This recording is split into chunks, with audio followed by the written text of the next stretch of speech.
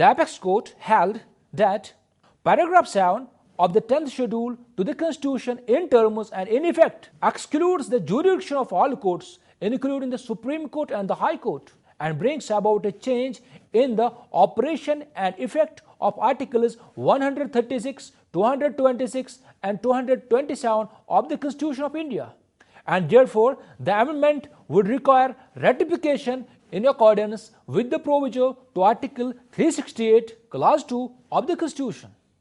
The finality clause in paragraph 6, Clause 1 of the 10th schedule to the Constitution is not decisive. Such finality, being for the statute alone, does not exclude extraordinary jurisdiction of the Supreme Court under Article 136 and of High Courts under Article 226 of the Constitution. The legal fiction in paragraph 6, Clause 2 of the 10th schedule rings the proceedings under para 6, Clause 1 within the ambit of Clause 1 of Article 122 and 212 of the Constitution, and therefore makes it justiciable on the ground of illegality or perversity in spite of the immunity it enjoys to a challenge on the ground of irregularity of procedure. The majority view is that the main provisions of the 10th schedule are intended to provide a remedy for the evil of unprincipled and unethical political defections. Para 7 of the 10th schedule, barring judicial review, affects Article 136, 226 and 227 of the Constitution, and thus is required to be ratified by half of the state legislatures in accordance with the proviso to Article 368, Clause 2 of the Constitution. As it has not been so ratified, it would be constitutionally invalid.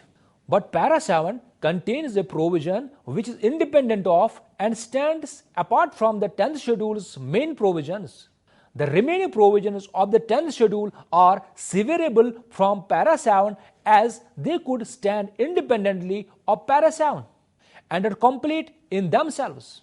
While striking down Para 7 as constitutionally infirm, the majority declared, I quote, "The operation of the proviso should not be extended to constitutional amendments in a bill which can stand by themselves without such ratification."